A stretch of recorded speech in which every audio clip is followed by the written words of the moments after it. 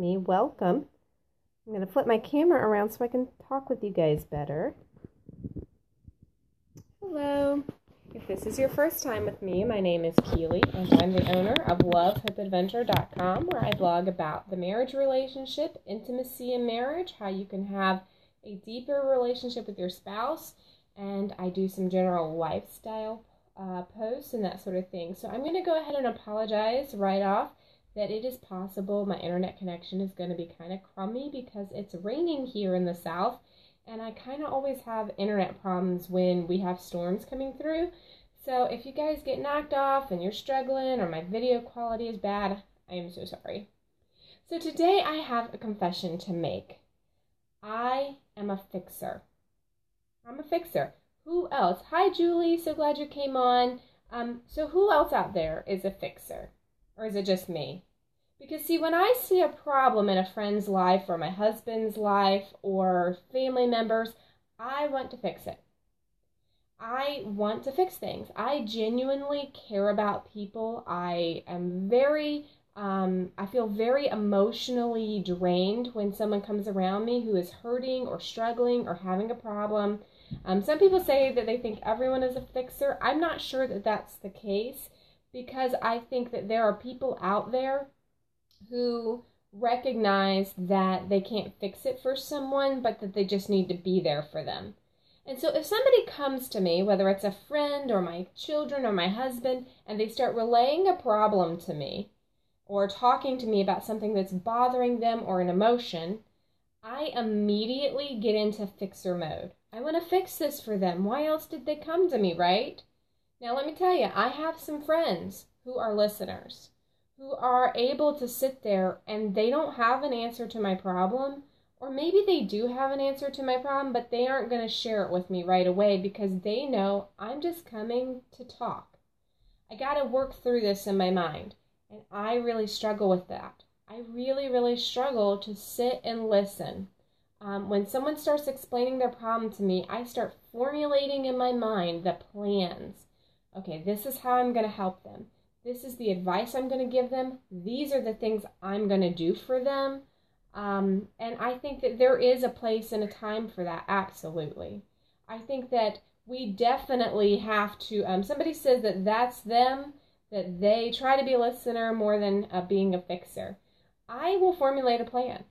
These are the things I'm going to do to help this person in my life take care of their problem. And it's not that I don't want to listen to their problem. It's not that I don't want to hear what they have to say, but I want to make it go away for them. And I don't know about you, but I just take the emotions of other people onto me a lot, and I also take responsibility for things. So if somebody comes to me and they say, Keelie, this is what's going on in my life, and this is what I'm struggling with, I take responsibility for their emotions. Depending on who they are. I mean, I'm talking about closer friends or my family or people in my life, not every single person on the planet, but, you know, those that I'm in relationship with. I take on responsibility for their feelings and their emotions, and I want to make them happy. I want to make them stop stressing out about something or stop feeling sad about something. So I want to give all of these different ideas of how they can fix their problem. I also want to help them fix it. And so I've taken on responsibility, and it can be very frustrating to me when they don't do the things I've suggested, or they don't agree. I mean, I don't care if they don't agree, but it's like they don't do what I suggest, and then they don't fix the problem themselves. They just continue to, you know, maybe complain about it. And I don't want to say whine in a really bad way, because I think that there are people out there who do want to just have a pity party, and I don't have time for that. I don't want anybody to stay in that place. I don't want to stay in that place. I want somebody, when I'm having a pity party, to be like, Keelie, buck up. Obviously, you know, you're just having a pity party here.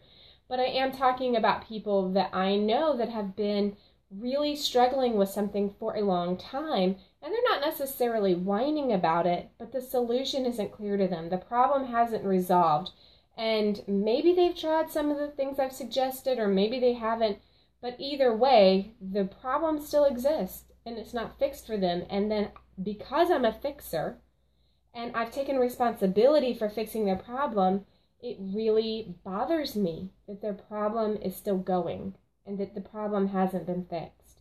And then I start questioning, okay, well, maybe they don't really trust me, or maybe they don't really think that what I am suggesting will work for them, or maybe they just think I'm wrong. Where does our relationship go from here? How do I keep relating to someone who comes to me and tells me all the things that they're struggling with or that is wrong, and then won't listen to what I suggest? So because I'm a fixer, that's hard for me. And I've really had to learn in the last year that I don't need to be a fixer all the time. I think there's a time and a place for a person who can take action. And I am a quick action kind of person. Somebody comes, they've got a problem, and I can sail out the door and start handling the issue. I am that kind of person. I very easily put all of my emotions down when an emergency arises, and I handle the emergency. I handle the emotions from what's going on later on. Okay, I'm good at that, and I recognize that that is a strength for me, but the weakness is when someone comes to me who needs to share their emotions with me, and I want to run out the door and fix it right away. And what they really come to me saying is, I am very emotional about this, and I trust you, and I love you, and you're my friend, or you're my family member, and I want to share my heart with you, and that's what I need from you right now. And I'm so busy trying to fix it that it can make them feel as though I don't want to listen to their feelings. And that's not at all the case. The truth is, I am hoping, I'm trying to communicate to them how deeply I care for them because I'm ready to fix the problem, right? And I think that in our marriages, as parents, as friends, as co-workers, as just, acquaintances, we've got to figure out, strike that balance of when the person is looking to come and share their issues with us, share their emotions with us, and at what point do we start offering help? Because if you shut someone down who is trying to share their emotions with you by trying to fix it, you've shut them up. You've actually stopped having them communicate with you and get closer to you and share their heart with you, because you've said to them what you're talking about, what you're feeling, what you're dealing with. It's just not necessary if you'll do these 3 things. You can stop feeling that way if you'll just fix the problem. And these are the 3 ways that you can fix it. And look, if you can't fix it on your own, I get that. I'll help you. Right? So guys, we have to be very careful that we give advice when we need to, that we listen when we need to, that we strike that balance. So I am not saying to you guys, those fixers out there, that you should not try to help and offer real assistance and come up with creative ways of helping your friends and family. I'm not saying that. But I am saying it is so important that you learn your place in someone's life, in problem resolution. Figure out what it is that they actually need from you at that moment and work with them. Because you can easily overstep boundaries. You can easily hurt someone because you maybe make them feel like their feelings aren't valid. And I get it. It's hard for me because I take emotions that other people are feeling onto myself. So if I'm around someone who is distraught and they're hurting and they're in pain, I feel like I take that same emotion on me as if I was going through the problem with them. And so I want the pain to be over. I want their pain to be over. And so now I want to fix it. And it's been very hard for me to allow friends and family members to come to me and share with me the things that they are struggling with, share with me their emotions, and for me to have that balance.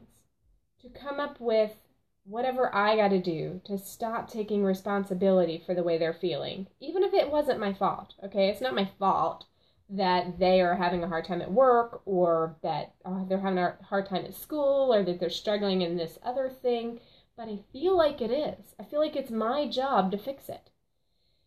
And that can really be damaging. So all of life, we have to come up with a balance. We have to come up with a balance of listening and fixing. And we need both. But before we can really help someone, we have to listen. In fact, listening might be the only help they really need. How many times have you had a problem in your life and you hadn't had a chance to think it through, so you start talking it out with a friend, and by the end of the conversation, it is so clear what needs to happen next? Maybe they didn't even say anything. Maybe they were just like, I understand where you're coming from, and I'm sorry that you're dealing with that, and just tell me more about it. And by the end of it, they have the answers that they need, and you didn't even have to do anything for them to get to that place. So I think that we have to strike that balance. So that's my confessions for you guys today. I am a fixer, and I am working on it. I haven't got it down. I don't know what that all means. I'm a pretty quick to action kind of person. I definitely take on the mindset, better ask forgiveness later than permission first. Like, I'll just ask forgiveness if I did something dumb later on. But I'm going to do something, right? Because I can't sit still. And I think I talked to you guys about this yesterday, that I really struggle to sit still. And so I hardly ever rest. I really have had to force myself to rest. And I'm having to force myself to be a better friend, to be better in relationships by not trying to fix everybody's problems. And that has been hugely important for me, talking with people who are struggling in their marriages. Because, guys, I have readers who write into me and send me messages through Love, Hope, Adventure, and they are really hurting. They're really struggling. And I see reader questions posted on other people's Facebook pages. Some of the marriage bloggers I follow, they'll post these long things, and they're asking for advice, they're asking for help. And while I understand that everyone on the feed is trying to help, I don't know how effective those things can be, because they don't have a relationship with that reader. They haven't established any kind of relationship, and they haven't got any idea what's going on the other side. So I'm not saying don't ever take a blogger's advice or anything, or I'm not saying don't ever put your questions out there, but definitely understand that it requires real relationships, somebody who knows you, knows your situation, and can see this issue more clearly than this little teeny thing you've given them. And so I've had to really realize that I can't fix it. I can't fix it for you. I can't fix it for my other readers whose hearts are breaking, who are struggling in their marriages, who are struggling in their sex life, who are on the verge of divorce. I can't fix it for you guys. And I'm working so hard to just be a listener, to just listen, because sometimes we just need somewhere safe that we can say, this is hurting me so much, and know that somebody is listening and that somebody sees that.